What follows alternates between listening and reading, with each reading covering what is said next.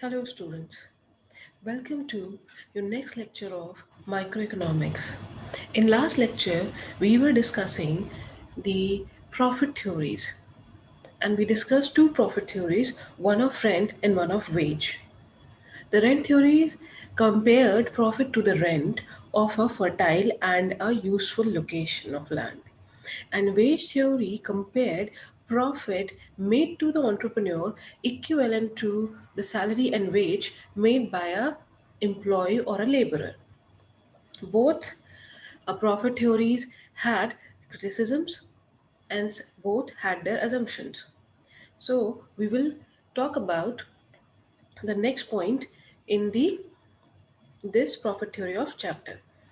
So in the last lecture, we were discussing that how profit is important and how profit is the one primary motive or goal of an organization. Every organization, every entrepreneur starts a business, runs a business, operates a business with only one motive, only one primary motive of making profit.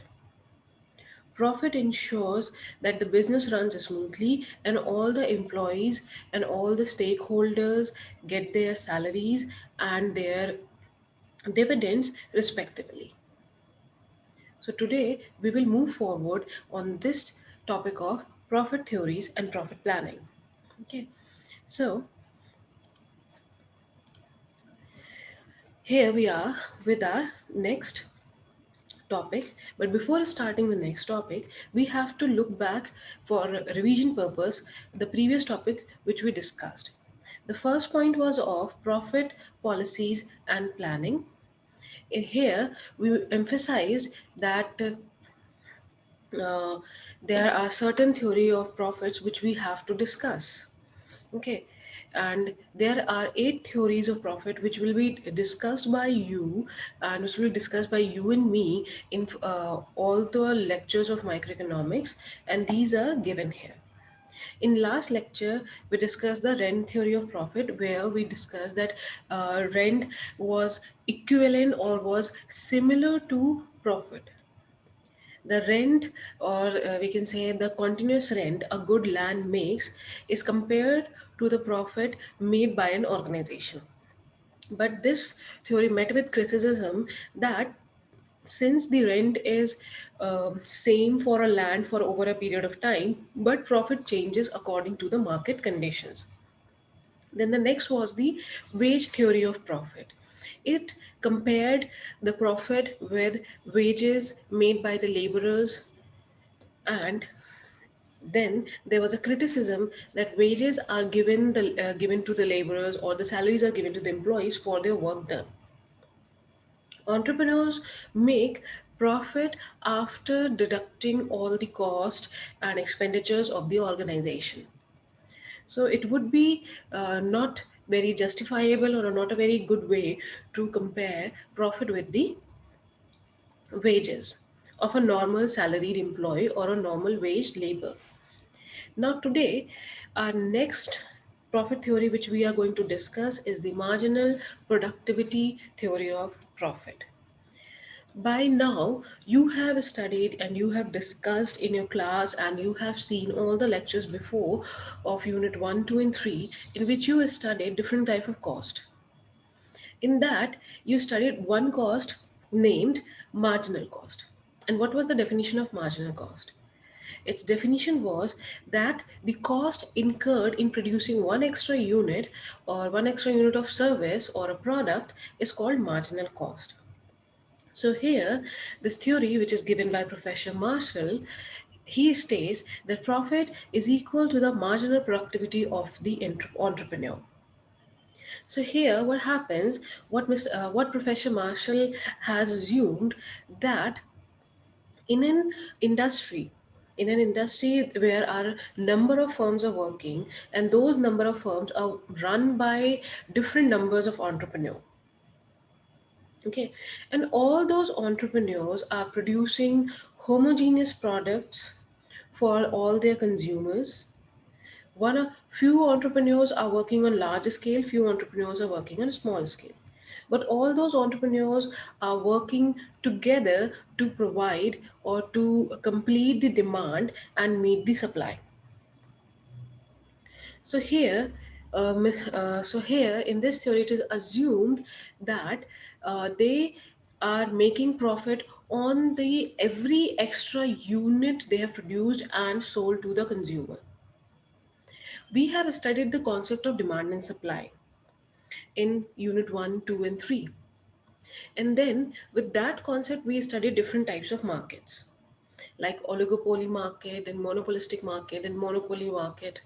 Okay, then we studied dual oligopoly also. In all these markets, the one factor which was constant was the demand and supply. It is the one thing, the demand and supply is the one point, is the one constant in microeconomics which has to be and which has been in focus all the time. Okay, so here we have studied in every market there are different entrepreneurs, and all those entrepreneurs work according to their eligibilities. Okay, some entrepreneurs are producing good products, some entrepreneurs are producing low quality products, but there is a customer for all kind of product. The customers who are willing to pay higher prices for good quality, they buy a good quality product. And the same, and the other customers, we can say, who doesn't have much purchasing power, are willing to buy a low quality product of the same variant of the industry. Okay, so there are going to be variants of the same product present in the market produced by different entrepreneurs. And whenever an entrepreneur or whenever a business or an organization sells one extra unit, or we can say one more unit of their product, they increases the marginal productivity and thus the profit. And that capturization, or you can say that attainment of extra consumers served ensures the profit. This is the basics of the marginal productive theory. But then this theory has criticisms also. Like every other theory, we discuss the assumption of it, and now what are the criticisms which we need to discuss here.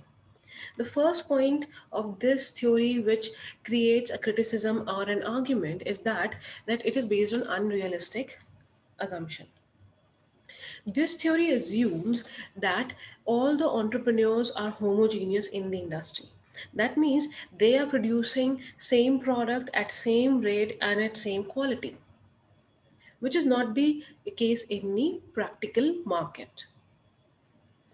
As you see, for example, there are different kinds of bathing soaps available in the market. Some people purchase Dove, some people purchase Lux, and some people purchase Lifebuoy. All these three variants had different prices and different quality, produced by different entrepreneurs or produced by different business, and their prices are different. And so, thus the profit made on this product is different. Their consumer base is different. So you cannot take this theory into consideration here, that all the entrepreneurs or all the business houses are making the same product, and whenever they make an extra sale, whenever they capture and new consumers, they are making their profit. Because all these three products of which we took the example of Dove, Lux, and Lifebuoy. Their production process is different, their efficiency process is different, their price is different. So the profit is also going to differ, and it is not going to same all among all the entrepreneurs of the same industry. So here the marginal revenue productivity curve will differ for different entrepreneurs. Therefore, the profits cannot be same. So the first argument was for this um, productivity theory is that it is based on unrealistic assumption. In last unit, you must have studied the perfect competition. Perfect competition says that in the market, all the companies, all the organizations are producing same product. Okay, they are producing the same product, and thus they are producing the same quality product, and thus they are making the same profit. Even in the perfect competition, when we studied the graph of average revenue, average cost, and marginal cost, we saw that it is same for all the uh, producers of the same industry, which is not possible in a practical market. In a practical market, in the real world, where actually the business is happening. Okay, so this was the assumption, and it was when it was applied in the real world, this theory was not very much useful. Next criticism of this point or of this theory is that they fail to determine profit accurately. So, when in a market or when in an industry, a product is produced with different variances from different entrepreneurs, you cannot determine profit accurately. So, in the last example where we studied that we have three kinds of bathing soaps, one of Dove, one of Lux, and one of Lifebuoy.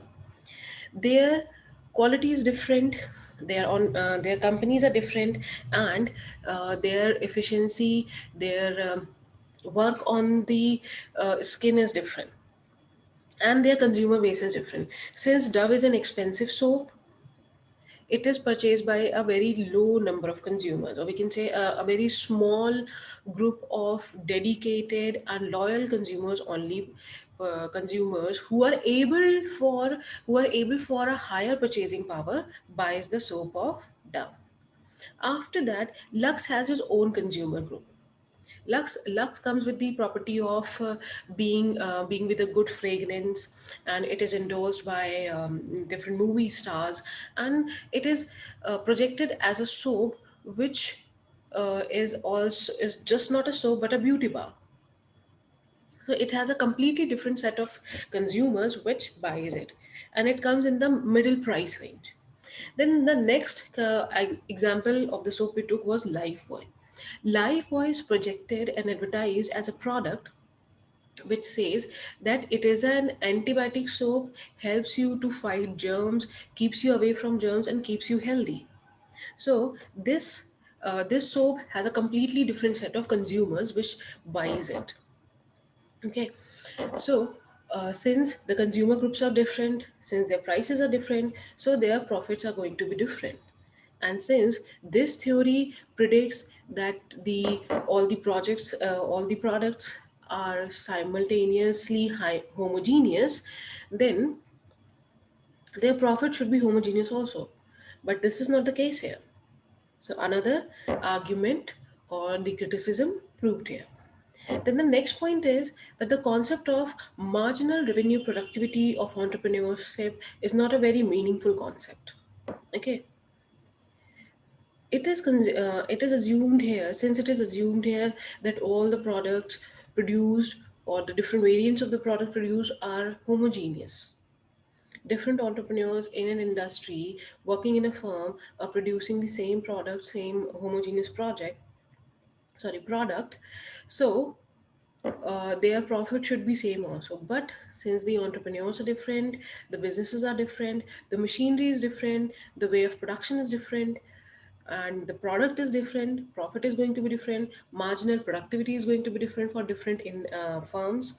And also there is not only one entrepreneur in a firm or an industry, there are different people who are running a business in an industry. So you can't you can't take this marginal productivity theory as a very meaningful concept while determining the profit in an industry.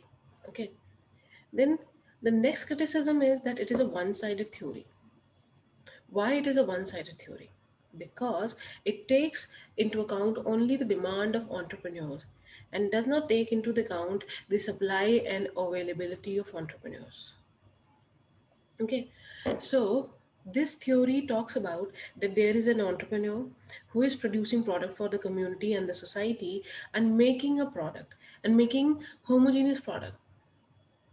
So here it assumes in a community where people are living who are in need of a product or some service to use, they are creating a demand for entrepreneur.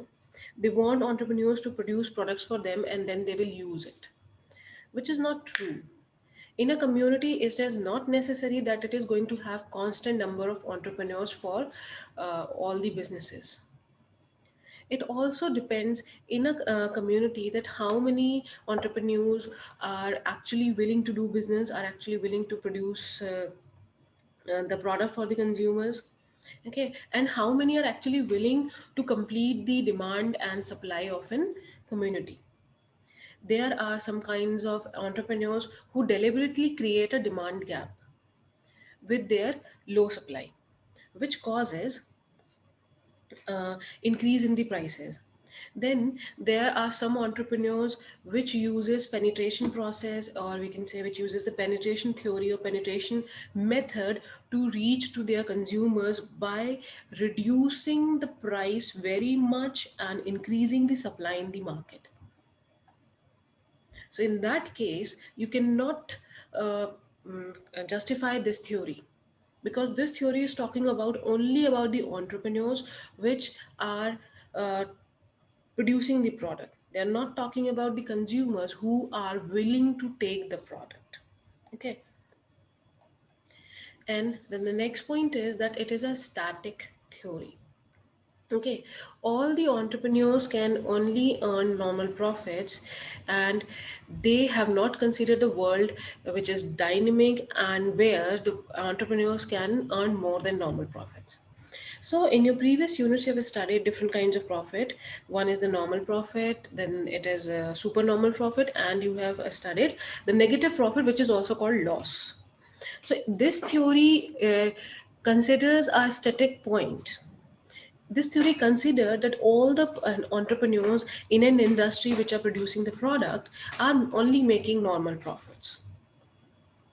It has assumed that entrepreneurs will only make normal profits. They are not considering that market is dynamic. Sometimes the demand of some product increases, sometimes the demand of product decreases.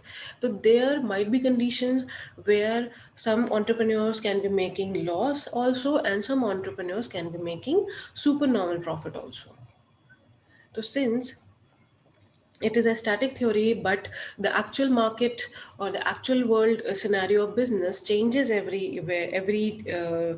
irregular period, or on regular or irregular periods. You cannot assume that all the entrepreneurs are making the same normal profit. Then the next point is that this theory has not taken into account the windfall or chance of gain or even monopoly profits. So here in this theory, they are not considering that there is a chance that there may be a chance that there is a change in market which can create a demand or supply gap, or maybe only one of the entrepreneur, only one of the firm remains in the market and they make up monopoly profit. Okay, so I'll again go through this theory in Hindi, so that the students, Hindi speaking students, can also understand this. So here in this marginal productivity theory, हम यहाँ पे ये discussion कर रहे हैं कि एक जो प्रॉफिट होता है किसी भी ऑर्गेनाइजेशन का, ये वो उसकी मार्जिनल प्रोडक्टिविटी पे डिपेंड करता है. ओके, सो हेयर हम यहाँ पे ये अजम्पशन लेके चल रहे हैं कि किसी भी ऑर्गेनाइजेशन की, किसी भी एंटरप्रेन्योर की जो प्रॉफिट है उसकी मार्जिनल प्रोडक्टिविटी पे डिपेंड करता है. And what is marginal productivity? Marginal productivity यहाँ पे क्या है? ये it is that part of an organization or the process where you are producing one extra unit and where you are capturing one extra consumer for your product. But then this assumption is not correct, because market में different kind of consumers हैं जो different तरीके के products use करते हैं, and her consumer की purchasing power अलग होती है. जिस कंज्यूमर की परचेजिंग पावर ज़्यादा होगी वो डव सोप परचेज करेगा. जिसकी परचेजिंग पावर कम होगी या जिसे एंटीबायोटिक सोप में इंटरेस्ट है, जो वैसा सोप खरीदना चाहता है, वो लाइफ बॉय परचेज करेगा. और फिर इस थ्योरी की कुछ क्रिटिसिजम्स भी हैं. पहला क्रिटिसिज्म ये है that it is based on unrealistic assumptions. Marginal theory, productivity theory of profit ये मान के चलती है कि मार्केट में जितने भी प्रोडक्ट्स हैं वो सेम हैं, वो सेम क्वालिटी के हैं, यानी कि वो होमोजीनियस है, होमोजीनियस है। ओके, होमोजीनियस मीन्स कि उनकी केमिकल प्रॉपर्टीज, फिजिकल प्रॉपर्टीज सभी सेम है, परंतु ऐसा नहीं होता है, it doesn't happens. Different products have different efficiency, different structure, physical and chemical structure, और वो अपने डिफरेंट स्ट्रक्चर की वजह से, अपने वेरिएंस की वजह से अलग अलग कंज्यूमर ग्रुप्स में पसंद किए जाते हैं और परचेज किए जाते हैं। देन नेक्स्ट आर्ग्यूमेंट ये है इस थ्योरी का, that it fails to determine profit accurately. अब क्योंकि यहाँ पे हमने ये अजम्पशन किया है कि प्रोडक्ट्स होमोजीनियस हैं, सारे कंज्यूमर्स को सेम प्रोडक्ट की ज़रूरत है, उसकी डिमांड है, तो हम प्रॉफिट को एक्यूरेटली डिसाइड नहीं कर सकते हैं। But this is not the case. Profit, जब आपके प्रोडक्ट डिफरेंट हैं, आपके कंज्यूमर डिफरेंट हैं, उनकी परचेजिंग पावर डिफरेंट है, तो हर एंटरप्रेन्योर का, हर कंपनी का, हर ऑर्गेनाइजेशन का प्रॉफिट भी डिफरेंट होगा। आप ये मान के नहीं चल सकते कि होमोजीनियस मार्केट में प्रॉफिट भी होमोजीनियस होगा। पिछली यूनिट्स में आपने परफेक्ट कंपटीशन पढ़ा है, जहाँ पे हम ये मान के चलते हैं, ये अज्यूम करके चलते हैं कि मार्केट होमोजीनियस है, इसमें मिलने वाले सभी प्रोडक्ट सेम है और डिमांड और सप्लाई के बीच में कोई भी गैप नहीं है। पर रियल वर्ल्ड में, रियल मार्केट में there is always a gap between demand and supply, और उसी डिमांड एंड सप्लाई गैप को यूज एक्सप्लॉइट करते हुए कई सारे एंटरप्रेन्योर्स अपना प्रॉफिट बनाते हैं। एंड समटाइम्स दोज एंटरप्रेन्योर्स और दोज बिजनेसमैन जो इस प्रॉफिट कंडीशन को, या हम कह सकते हैं demand and supply gap condition को प्रॉपरली एक्सप्लॉइट नहीं कर पाते हैं, तो उनका लॉस भी हो सकता है कभी कभी। Then next point is that it is a one sided theory.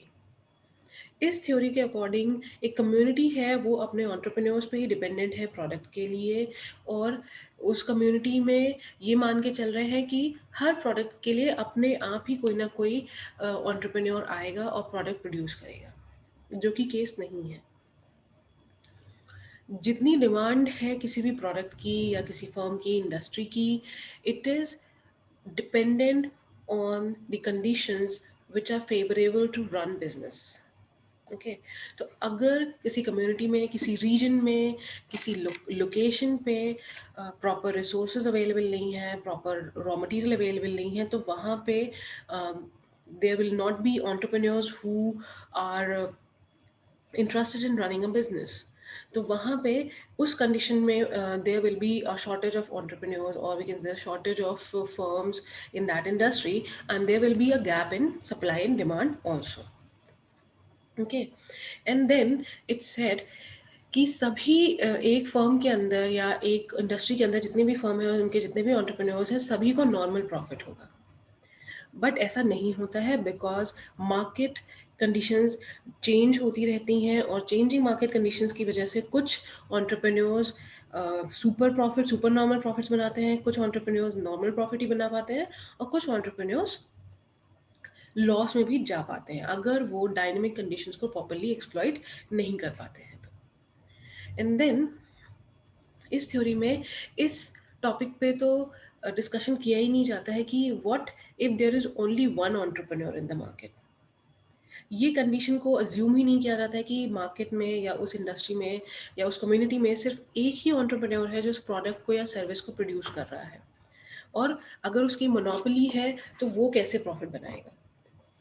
So since this monopoly factor is also is not taken into regard, so again this theory of marginal productivity is not very useful.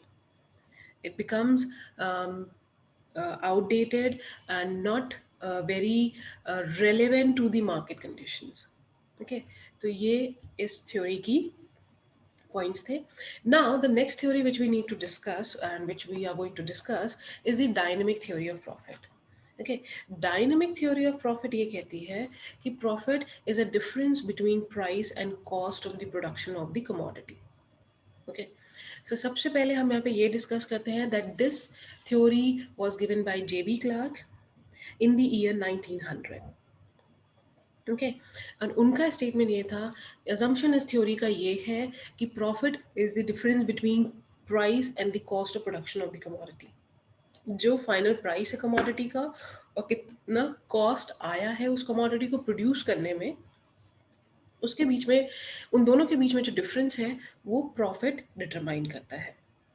Also this profit is a result of dynamic change. How? Let's take a look further. According to the opinion of Professor Clark, in static economic conditions of demand and supply, there is no real or pure profit as a surplus.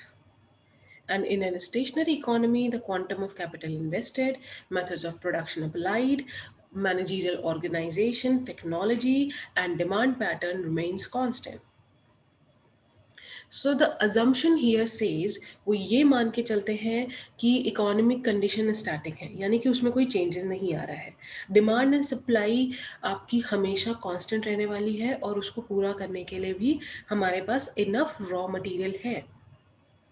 और एक stationery economy में जो capital invested है organisation में, methods of production जो है, जो managerial organisational structure जो है, जो टेक्नोलॉजी अप्लाई की जा रही है और डिमांड पैटर्न जो कंज्यूमर का है, वो सभी कांस्टेंट रहने वाले हैं। But when the competitive conditions arises, जब कॉम्पिटिटिव कंडीशंस हो जाती हैं, यानी कि स्टैटिक मार्केट नहीं रहा, मार्केट चेंज हो रहा है और there are more than one companies और the firms producing the product, they start doing the competition between them. तो उस केस में हर कंपनी का उनकी मेथड अप्लाई के बेसिस पे उनकी एवरेज कॉस्ट और एवरेज मार्जिनल कॉस्ट में डिफरेंस आने लगता है। And even in that condition, जब कॉम्पिटिटिव कंडीशन भी हो रही है तो भी सरप्लस जीरो ही रह रहा है। तो ये मान के चल रहे हैं there is no pure profit और you can say there is no super normal profit, but some frictional profits are occurring due to the frictions in the system. So they are disregarding the real profits. So in this theory, they discuss that market is changing, market is dynamic. Dynamic means here that ever changing conditions. तो यहाँ पे हम ये मान के चल रहे हैं, ये जो थ्योरी ईयर 1900 में प्रोफेसर जे बी क्लार्क ने दी थी, वो ये मान के चल रहे हैं कि स्टेशनरी इकोनॉमी में तो सारी चीज़ें इक्वल हैं, सारी ही चीज़ें कांस्टेंट हैं, सारे फैक्टर्स कांस्टेंट हैं, जिसकी वजह से एंटरप्रेन्योर्स को, फर्म्स को नॉर्मल प्रॉफिट हो रहा है। अगर कॉम्पिटिटिव कंडीशंस भी अराइज हो रही हैं तो भी एक फर्म ज़्यादा प्रोडक्ट बना रही है और एक फर्म थोड़ा कम प्रोडक्ट बना रही है और फाइनली ये कंज्यूमर्स की सारी डिमांड मीट्स को पूरा कर पा रहे हैं, उनकी जितनी भी डिमांड है उसको अपनी सप्लाई दे पा रहे हैं और तब भी सरप्लस ज़ीरो है मार्केट में। अगर कोई भी सुपर अबव नॉर्मल प्रॉफिट हो रहा है, वो चेंज सिस्टम में फ्रिक्शंस की वजह से हो रहा है, यानी सडन चेंजेस की वजह से हो रहा है। सो वो जो एक्स्ट्रा प्रॉफिट अगर फर्म को हो रहा है तो that is called frictional profit है। It is also in some books it is also called over and above profit. Okay, so this theory says that profit uh, is a result of exclusively of six dynamic changes. The first is the change or increase in population. The other is change in tastes and preferences. Then the next is multiplication of wants. Next is the capital formation, and the next is technological advancement, and the next is changes in form of business organization. So here we are assuming that profit goes through six dynamic changes. अगर conditions में, different conditions में जो changes आएंगे और जो different dynamic changes आएंगे उसकी वजह से प्रॉफिट में भी चेंजेस आएंगे या प्रॉफिट होगा किसी ऑर्गेनाइजेशन को। इसमें पहला पॉइंट है चेंजेस और increase in population. If there is a certain amount of population which is asking for the product, if that population increases or decreases, the demand for the product will increase or decrease, so will the profit will also increase or decrease. Next point is change in taste and preferences. ये कह रहा है कि अगर हमारे consumer के test और preferences में चेंज आएगा तो नए प्रोडक्ट के लिए उसकी डिमांड बढ़ जाएगी और किसी पुराने प्रोडक्ट के लिए या किसी दूसरे प्रोडक्ट के लिए घट जाएगी। तो उस केस में भी आपके प्रॉफिट में डायनेमिक चेंजेस आएंगे। Then the next is the multiplication of wants. If there is a consumer which is consuming one unit of a commodity, but now he wants to consume more, then the sale will be more, and hence the profit will also be changing. Also, the next point is capital formation.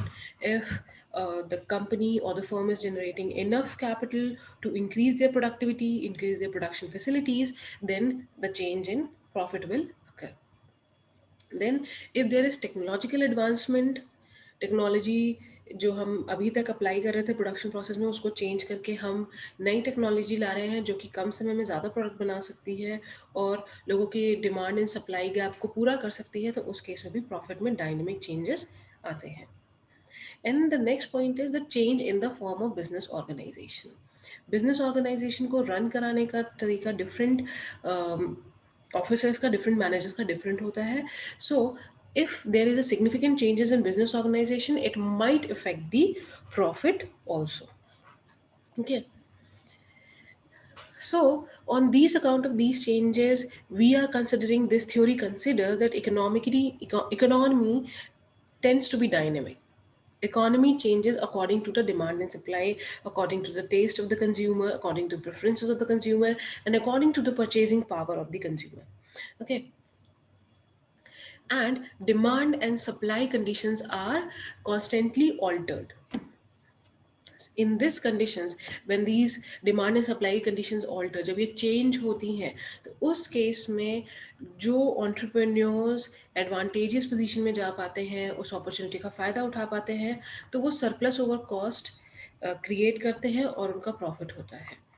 जो entrepreneurs इन conditions का को अपने गोल में convert नहीं कर पाते हैं और इसका फ़ायदा नहीं उठा पाते हैं, तो वो प्रॉफिट्स नहीं बना पाते हैं, and sometimes they make loss also. तो अभी तक के अजम्पशन से हमें ये समझ में आ रहा है कि इससे पहले हमने जो 3 थ्योरी पढ़ी थी, rent theory of profit, wage theory of profit and marginal productivity of theory of profit, उनके डेवलपमेंट के बाद ये जो फोर्थ थ्योरी हम पढ़ रहे हैं, डायनेमिक प्रॉफिट, विच सीम्स, इसके अजम्पशंस काफ़ी रेलिवेंट साउंड कर रहे हैं according to the market. Okay, but every, just like all the other profit theories, this theory also has some limitations. कोई भी थ्योरी, कोई भी फॉर्मूला हमेशा यूनिवर्सली एक्सेप्टेबल नहीं हो सकता है. चेंजिंग मार्केट कंडीशंस की वजह से, चेंजिंग सिनेरियोज की वजह से हर थ्योरी की कुछ ना कुछ लिमिटेशंस होती हैं. तो उसी तरीके से इस डायनेमिक थ्योरी की भी कुछ लिमिटेशंस है, जिसमें से पहली लिमिटेशन जो है, जो पहला क्रिटिसिज्म है, वो it was given by professor Knight, and it says that all changes are not foreseen. Dynamic theory of profit ये कहती है कि मार्केट में जो चेंजेस होंगे, जो डायनेमिक चेंजेस होंगे, वो उनका फ़ायदा जो एंटरप्रेन्योर्स उठा पाएंगे वो प्रॉफिट बना पाएंगे, एंड जो एंटरप्रेन्योर्स नहीं उठा पाएंगे वो नहीं, अपना प्रॉफिट नहीं बना पाएंगे, and they might go into loss also. But ये जो चेंजेस होते हैं मार्केट में, जो डायनेमिक चेंजेस होते हैं मार्केट में, these are not always known to the entrepreneurs और दी बिजनेसमैन. कभी कभार जो चेंजेस मार्केट में होते हैं वो किसी भी एंटरप्रेन्योर को, एक इंडस्ट्री के अंदर जो एंटरप्रेन्योर होता है, किसी को भी नहीं पता होता है, और उस केस में कोई भी एंटरप्रेन्योर उस कंडीशन का फ़ायदा नहीं उठा पाता है. अब अगर हम यहाँ पे एग्जाम्पल लें अपनी करंट कोविड कंडीशंस का, तो उसमें आपने देखा होगा कि that this COVID condition caused a lot of loss in the tourism industries, in hospitality industry, और we can say the apparel industry also. Since people does not have too much money now to spare, or does not have a proper disposable income now, they are not spending any money on tourism, and they're not spending money on restaurants, they're not spending money on new apparels, because the money is in shortage now in this condition. So this change, this tough condition of COVID was not known to the entrepreneurs beforehand. Nobody prepared for this condition. सो ये जो unforeseen change हुआ, इसकी वजह से कोई भी organisation, कोई भी फर्म तैयारी नहीं कर पाई कि ये जो टफ कंडीशंस आ रही हैं इसमें हम कैसे डील करेंगे, and how we are going to make just enough capital to keep our business running. And this tough condition of COVID has caused a lot of firms to close also. So this was the first criticism. Next point is that not all changes lead to profit. So जैसा कि अभी हमने अपने example में discuss किया that this tough condition of COVID which we are going through, our economy is going through, and a lot of businessmen are going through, this condition is not creating profit a lot of businesses. Okay, so every change, every dynamic change in the economy is not going to lead to the profit. जो एक assumption था, एक जो ideal assumption था कि market में जो dynamic changes हो रहे हैं they will lead the companies to the profit, ये यहाँ पे ये हर कंडीशन में ट्रू नहीं होता है. This statement doesn't works holds true, doesn't holds true in all the situations. Okay, if some arrangements are made on the behalf of predictable changes, then some entrepreneur will be able to make profit, otherwise not. Then also, the next argument of this condition says that the concept of frictional profit is vague.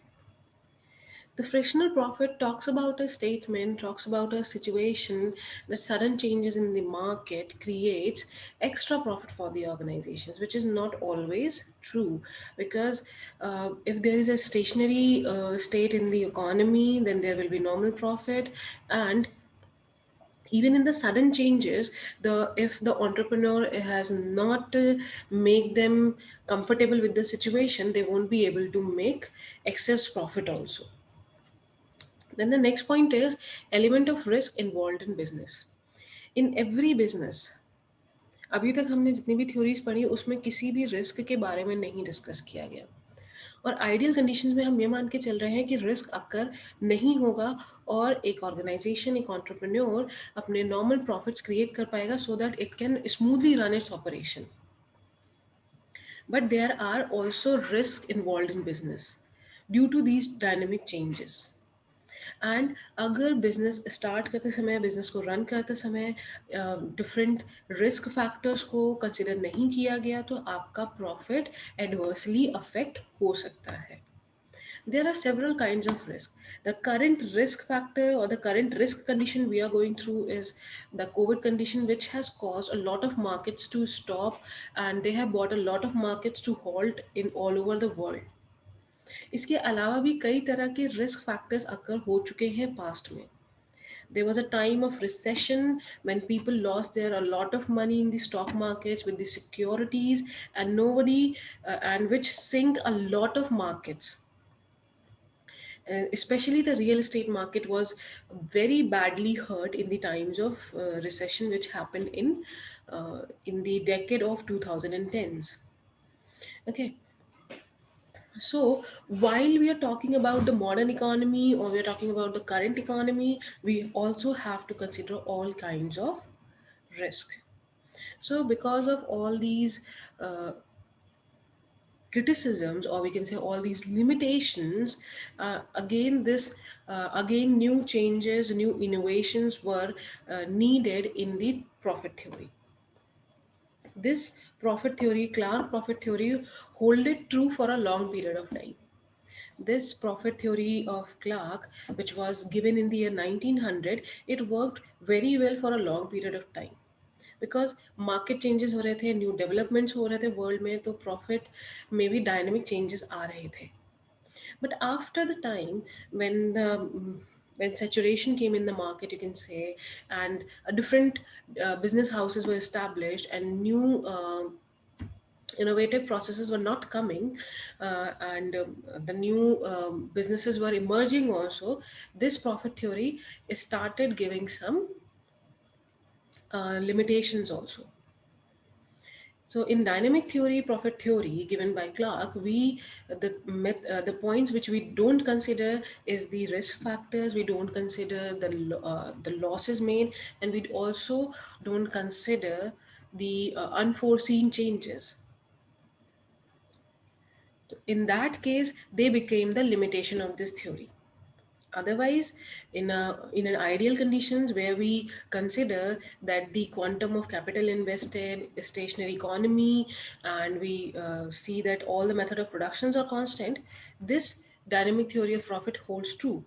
But when these situations, these conditions are not working in a constant fashion, then the theory doesn't hold true. So for today's lecture, we are going to keep it till here only, and in next lecture we will be discussing further theories of profit. So I hope कि आप सभी को ये lecture समझ में आएगा. You all understood this lecture.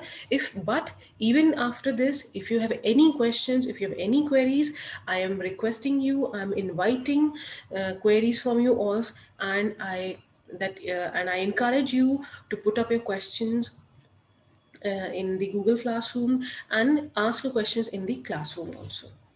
So thank you so much, students, for listening me very patiently. And if you have any question, please do ask me. Thank you so much. And I hope you have a nice day ahead and you enjoy this lecture and you will enjoy the upcoming further lectures also. Thank you so much.